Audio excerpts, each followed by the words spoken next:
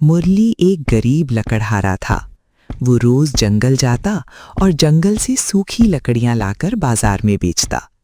एक दिन वो जंगल में एक पेड़ के नीचे बैठकर अपनी गरीबी के बारे में बात कर रहा होता है। मैं ऐसे कब तक काम करूंगा? अब मैं बूढ़ा हो रहा हूं। मुझसे अब मेहनत का काम भी नहीं हो पा रहा है। हे भगवान, मैं अब क्या करूं? ऐसा मुरली सोच ही रहा होता है कि तभी वहां से एक आवाज आती है। तुम उदास मत हो, मैं तुम्हारी मदद करूंगा।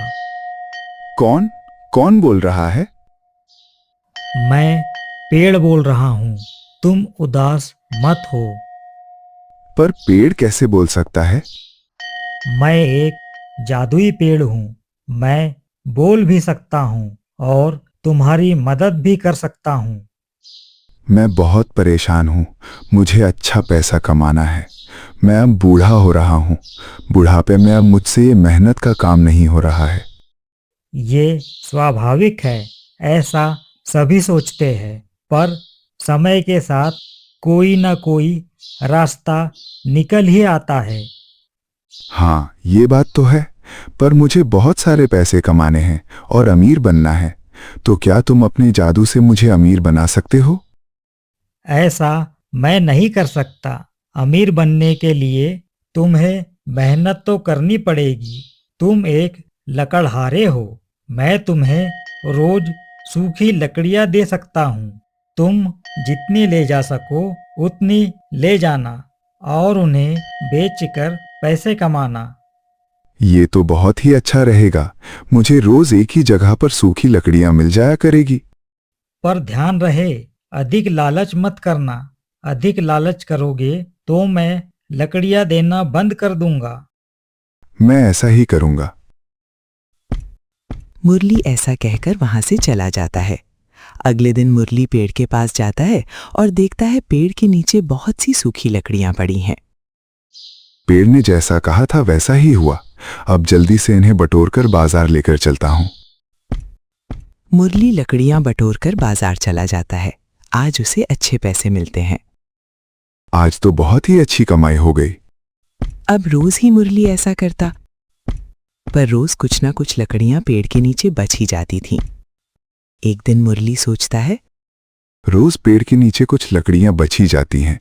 क्यों ना मैं एक गाड़ी बना लूं? मुझे मेहनत भी कम करनी पड़ेगी और सारी लकड़ियां मैं बाजार भी ले जा पाऊंगा। मुरली गाड़ी बना लेता है। अब मुरली गाड़ी से ही लकड़ियों को बाजार तक लाता, पर अभी भी कुछ लकड़ियां पेड़ के नीचे बच ही जाती थीं। गाड़ी बनाने से अधिक लकड़ियां बाजार तक ले जाकर बेचने से मुनाफा बहुत हो रहा है और अब मेरे पास अच्छा पैसा भी जमा हो रहा है। पर अभी भी कुछ लकड़ियां पेड़ के नीचे बच ही जाती हैं। मैं एक काम करता हूँ, मैं एक और गाड़ी बना लेता हूँ। मुरली एक गाड़ी और बना लेता है। अब वो दोनों गाड़ियों से लकड़ियां बाजार लेकर जाता। एक दिन मुरली के पास एक सेठ आते हैं और मुरली से कहते हैं, क्या तुम मुरली लकड़हारे हो? जी हाँ, मैं मुरली लकड़हारा ही हूँ।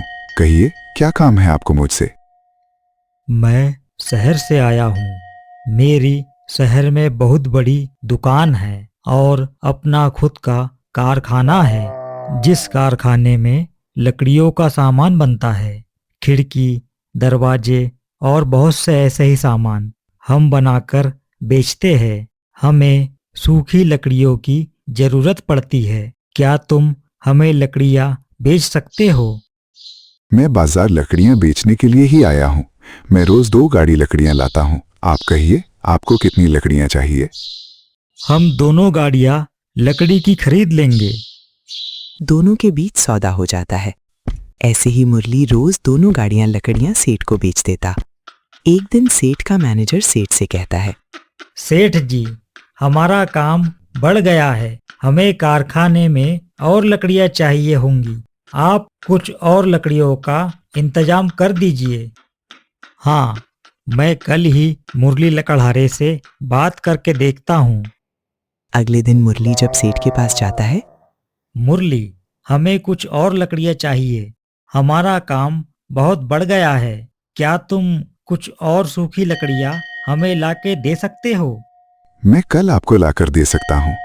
ऐसा कहकर मुरली वहां से चला जाता है और घर आकर सोचता है, 2 गाड़ी लकड़ियां लाने के बाद भी पेड़ के नीचे अभी भी कुछ लकड़ियां बची जाती हैं। क्यों ना मैं एक और गाड़ी बना लूं?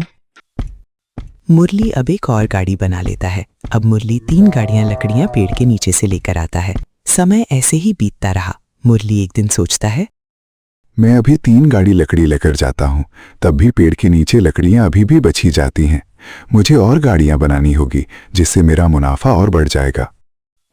मुरली और गाड़ियां बना लेता है। अब मुरली के पास 4 गाड़ियां हो जाती हैं। अगले दिन मुरली गाड़ियां लेकर जब पेड़ के पास जाता है तो देखता है कि वहां अब लकड़ियां नहीं हैं। लकड़ियां ना देखकर मुरली पेड़ से कहता है, जादुई पेड़, आज आपने मुझे लकड़ियां नहीं दी। क्या बात है, आज आपको क्या हुआ? मैं आज से तुम्हें लकड़ियां नहीं दूंगा। क्या बात हो गई? आप मुझे बताइए, मुझसे ऐसी क्या गलती हो गई है? मैंने तुमसे पहले ही कहा था, जिस दिन तुम लालच करोगे मैं तुम्हें लकड़ियां देना बंद कर दूंगा। मैं तुम्हारी मदद कर रहा था और तुमने उसका गलत फायदा उठाया। अब मैं तुम्हें कोई लकड़ियां नहीं दूंगा। तुम यहाँ से जा सकते हो। आप मुझे माफ कर दीजिए, मैं आगे से लालच नहीं करूंगा। आप मुझे माफ कर दीजिए। तुम यहाँ से चले जाओ और अब दोबारा यहाँ कभी मत आना। मुझे माफ कर दीजिए, मैं आगे से ऐसा कभी नहीं करूंगा। तुम यहाँ से जा सकते हो। मैं अब तुम्हें माफ नहीं कर सकता। तुमने लालच की सीमा पार कर दी है। मुरली पेड़ से बहुत माफी मांगता है, पर अब पेड़ में मुरली की एक नहीं सुनी। मुरली वहां से खाली हाथ वापस आ जाता है। अब मुरली वापस पहले की तरह जंगल में लकड़ियां बटोरकर बाजार में बेचता है।